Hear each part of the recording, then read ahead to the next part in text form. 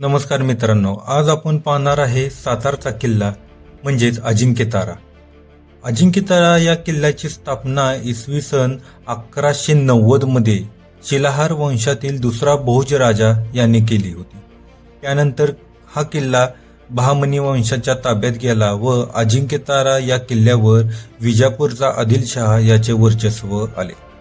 या किल्ल्यामध्ये पहिला आदिलशहा याची पत्नी चांदबिबी हिला ईश्वर खानाने कैदेत ठेवले. त्यानंतर काही दिवस हा किल्ला लोकांना कैद करण्यासाठी वापरला जाऊ लागला. पण छत्रपती शिवाजी महाराजांनी हा किल्ला 27 जुलै 1673 मध्ये पुन्हा स्वराज्यात सामील करून घेतला. तुम्ही पाहू शकता सुंदर असा हा अजिंक्यतारा व त्याचे हे प्रवेशद्वार. 1190 मध्ये बांधलेला हा किल्ला पुन्हा स्वराज्यात 1673 मध्ये शिवाजी महाराजांनी सामील करून घेतला. तुम्ही पाहू शकता सुंदर असं प्रवेशद्वारावर दोन्ही ठिकाणी इथं मारुतीरायाची मूर्ती व गणपती बाप्पाची मूर्ती कोरलेली व अजून काही डिझाईन कोरलेल्या दिसून येत आहे व त्या काळातील हा दरवाजा अजूनही चांगल्या परिस्थितीमध्ये आहे. आतमध्ये आल्यानंतर तुम्ही पाहू शकता काही कोरीव काम केलेले दिसून येत आहे. इथे दोन्ही बाजूस बसण्यासाठी जागा आहे. प्रवेशद्वाराच्या आत आल्यानंतर वर जाण्यासाठी तुम्हाला अशा पायऱ्या दिसून येतील. हे प्रवेशद्वाराच्या आतील दृश्य मी तुम्हाला दाखवण्याचा प्रयत्न करत आहे. गडावर पाण्याची सोय नसल्याने हल्ली इथे पाणी विकायला बसल्यामुळे तुम्हाला पाणी इथे भेटून जाईल. तरी देखील तुम्ही स्वतः पाणी घेऊन यावे. आता आपण प्रवेशद्वार आहे या प्रवेशद्वाराच्या वर जाण्याचा प्रयत्न करूया. सुंदर असं दगडी बांधकाम व प्रवेशद्वार.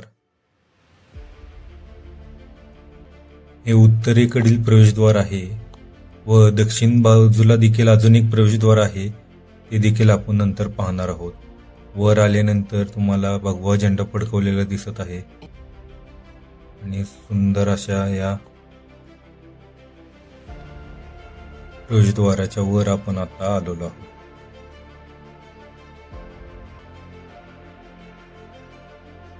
तुम्ही पाहू शकता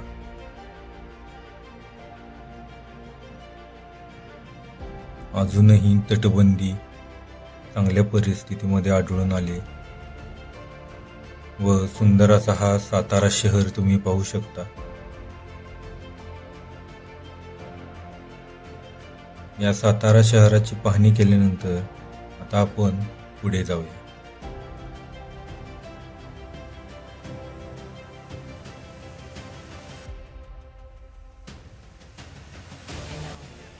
इथून वर जाताना देखील अजून एक छोटं प्रवेशद्वार लागतं. ते देखील अजूनही चांगल्या परिस्थितीमध्ये आहे. असंच तुम्ही पायऱ्या चढत वर आल्यानंतर तुम्हाला वरचा परिसर असा दिसतो.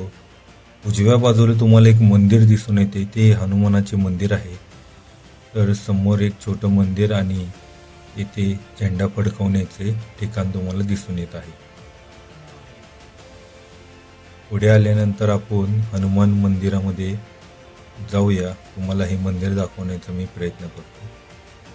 सुंदर असं मंदिर आहे. आपण पाहूया.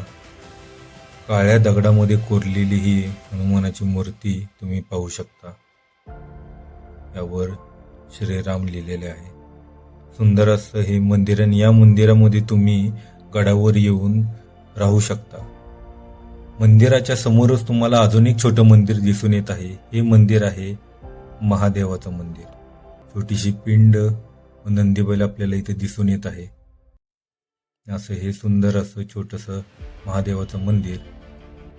व आता आपण गडाच्या इथनं पुढे जाऊया. पुढे चालत आल्यानंतर दूरसंचार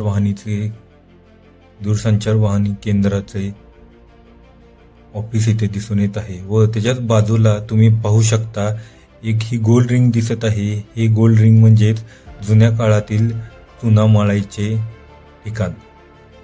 गडाच्या डागडुजीसाठी जे चुना लागायचा. हा चुना इथे मळला जायचा. या गोल रिंगमधून टायर लावून बैलांच्या साहाय्याने गोल फिरवून फिरवून असं चुना इथे तयार केला जायचा, चुना मळला जायचा.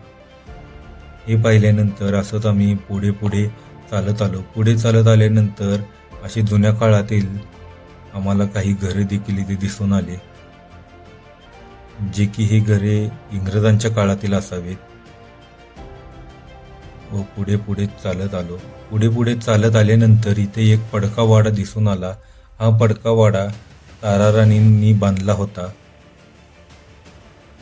व या वाड्याचे आत्ता फक्त अवशेष राहिले आहेत. संपूर्ण वाडा हा पडलेला आहे. तुम्ही पाहू शकता जुन्या काळातील हा वाडा.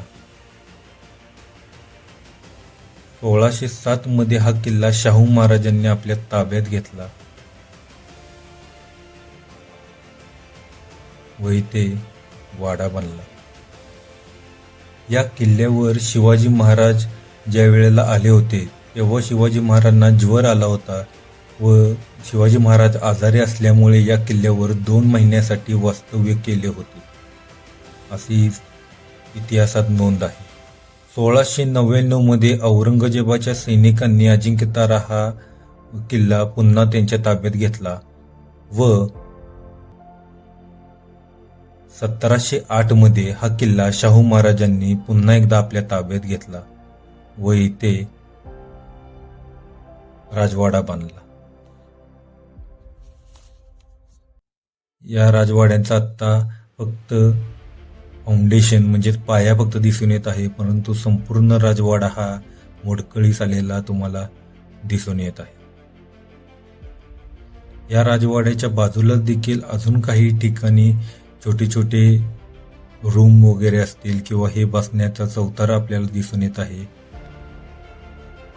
बसण्याचे ठिकाण व बाजूला अवशेष, वाड्याचे अवशेष देखील इथे दिसून येत आहेत. तुम्ही पाहू शकता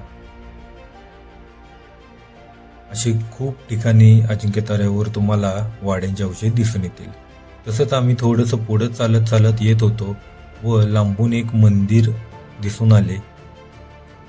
जवळ गेले असता आत्ताच्या काळात या मंदिराला डागडुजी करून याला कलर वगैरे देण्यात आला होता व हे अवशेष टिकवण्याचा प्रयत्न केला होता. आतमध्ये गेल्यानंतर मी पाहिले असता हे महादेवाचे एक मंदिर होते.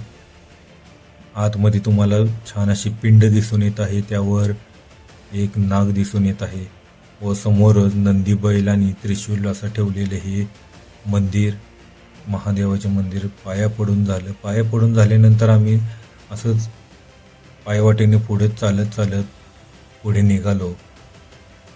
जंगलामधून चालण्याचा हा अनुभव काही वेगळाच होता. पुढे आल्यानंतर तुम्ही पाहू शकता सातारा शहर.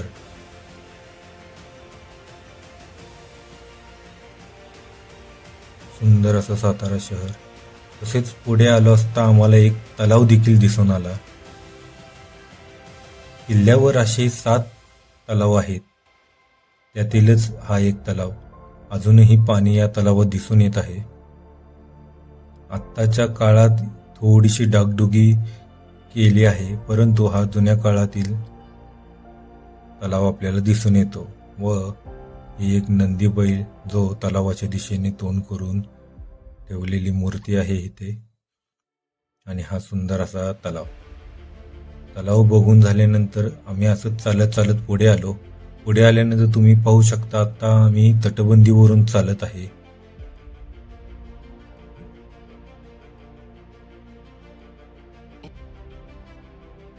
या तटबंदीची उंची साधारण 1 ते 1.5 मीटर असावी.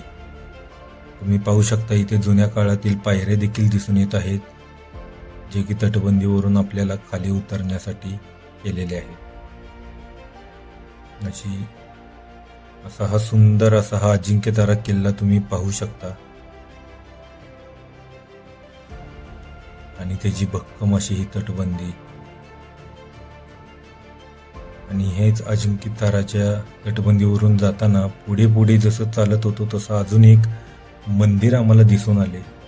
हेही मंदिर आपण बघायचे आहे व अजिंक्यतारा हे लिहिलेलं नाव देखील आम्हाला तर दिसून आलं.